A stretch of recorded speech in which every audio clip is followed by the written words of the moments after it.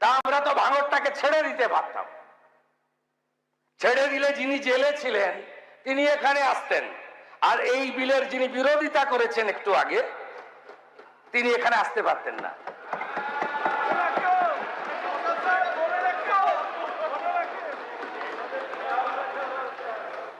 আইনের শাসন প্রতিষ্ঠা এবং যখনই আমরা মনে করি সম্প্রদায়ের মধ্যে বিরোধ তৈরি করা হতে পারে, যেমন নওদার এমএলএ করছে, ওর নির্দিষ্ট এজেন্ডা আছে। বিধানসভা ভোটের আগে করেছেন ধর্মীয় স্থান নিয়ে, এজেন্ডা ছিল 135টা এমএলএ জেতাবেন, মুখ্যমন্ত্রী তৃণমূলের হবে আর উনি উপমুখ্যমন্ত্রী হবেন। অন্য কোথাও খায়নি, নওদা রেজিনগরে খাইয়ে দিয়েছেন। এখনো যেটা শুরু করেছেন, উপনির্বাচনে ছেলেকে 72% মুসলিম অধ্যুষিত রেজিনগর থেকে জেতানোর জন্য করেছেন। এগুলো মনের কথা নয়, আমি জানি। যেভাবে আগের সরকার মুখ্যমন্ত্রীর নেতৃত্বে মুসলিমদের আধুনিক শিক্ষা দেয়নি, পরিযায়ী শ্রমিকদের বড় অংশ মুসলিম, অভাব দরিদ্র সবচেয়ে মুসলিমরা, উন্নয়ন দেননি, কর্মসংস্থান দেননি, কিন্তু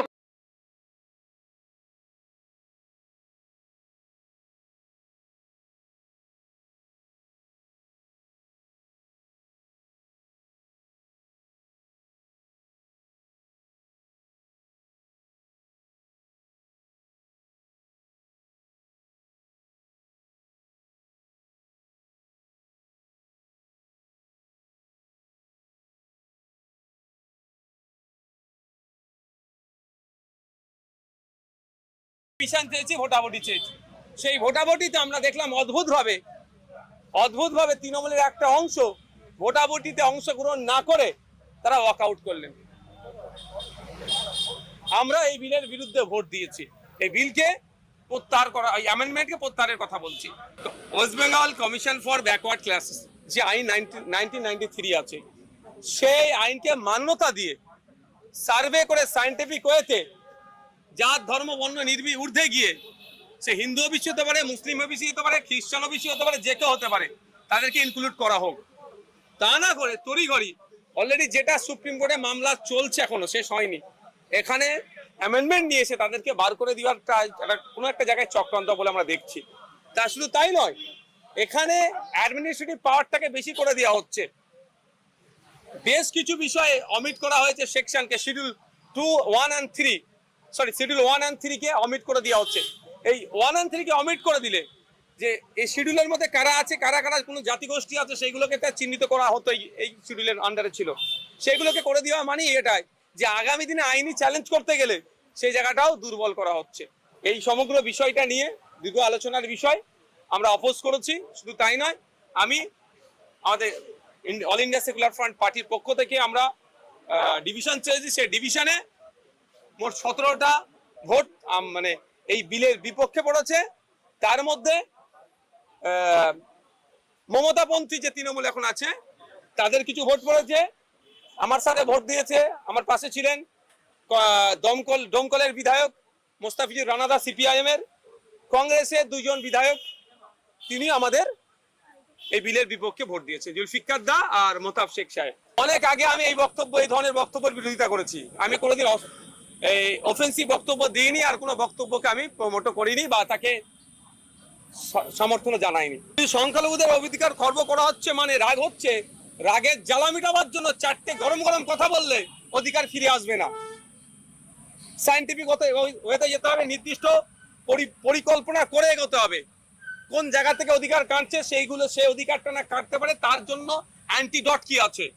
4টে গরম কথা বললে অধিকার ফিরে চলে আসবে না, কোনোদিন সমর্থন করতে পারি না। 1 নম্বর কথা। 2 নম্বর কথা, মুসলমানদের কেন ঢুকাচ্ছেন? ওনার দলটা কি শুধু মুসলমানদের জন্য তৈরি হয়েছে?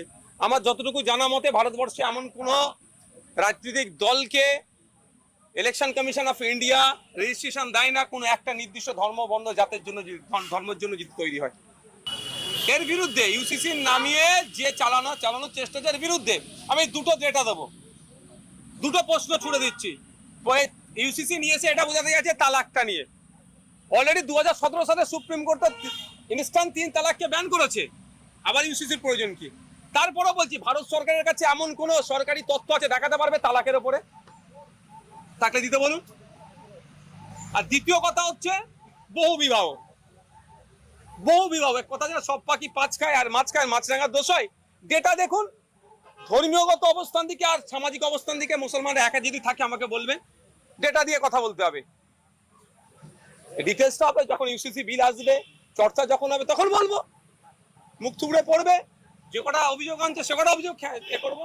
3 নম্বর কথা বলি, যে বলা হচ্ছে মুসলিম মহিলাদেরকে নাকি, মুসলিম পার্টিকুলার নয়, মহিলাদেরকে নাকি করা হবে, সম্পত্তি সমান ভাগ দেওয়া হবে। আমি একটু বলে দিই, মুসলিম মহিলা 4 টাইমস বেনিফিট পায় সম্পত্তি থেকে, as daughter, as wife, as mother, as sister.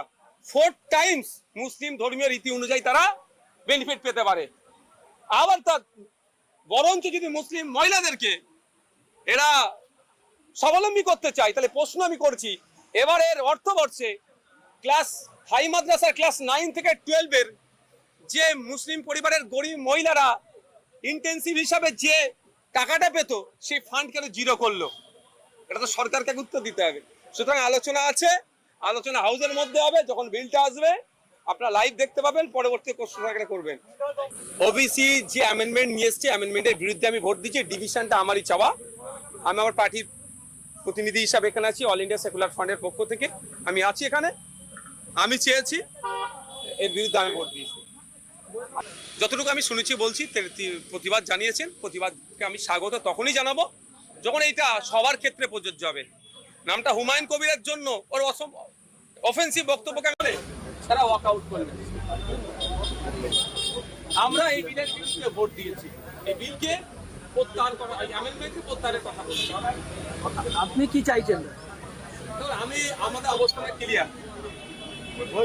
West Bengal commission for backward class যে আইন 1993 আছে, সেই আইনকে মান্যতা দিয়ে সার্ভে করে সায়েন্টিফিক ওয়েতে যার ধর্ম বর্ণ নির্বিশেষে ঊর্ধ্বে গিয়ে, সে হিন্দু ওবিসি হতে পারে, মুসলিম ওবিসি হতে পারে, খ্রিস্টান ওবিসি হতে পারে, যে কেউ হতে পারে, তাদেরকে ইনক্লুড করা হোক। এবার তৃণমূল জমানার ওবিসি তালিকা বাতিল করল শুভেন্দু সরকার। সংশোধন করা হলো বামফ্রন্ট আমলে ওবিসি সংক্রান্ত আইনও।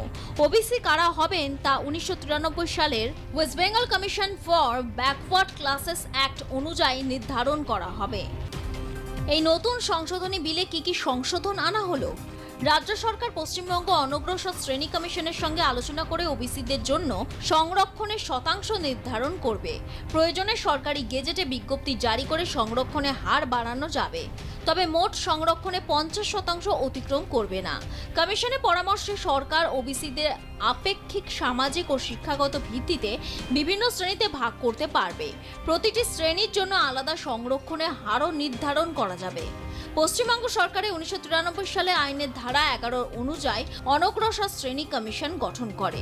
কমিশনকে কার্যকরভাবে কাজ করার জন্য 1993 সালে আইনের ধারা 9 পরিবর্তন আনা প্রয়োজন বলে সরকার মনে করে। সেই কারণে এই সংশোধনী বিল আনা হয়। সংশোধনী বিলের মূল উদ্দেশ্য অনগ্রসর কমিশনের কাঠামো স্পষ্ট করা। ওবিসি সংরক্ষণকে ঘিরে দীর্ঘদিনের বিতর্কের পর এবার আইনি কাঠামোয় বড় পরিবর্তনের পথে হাঁটল রাজ্য সরকার। তৃণমূল জমানায় তৈরি ওবিসি তালিকায় আইনি স্বীকৃতি বাতিল করে নতুন করে কমিশনের সুপারিশের ভিত্তিতে অনগ্রসর শ্রেণী নির্ধারণের পথ খুলে দিল সরকার।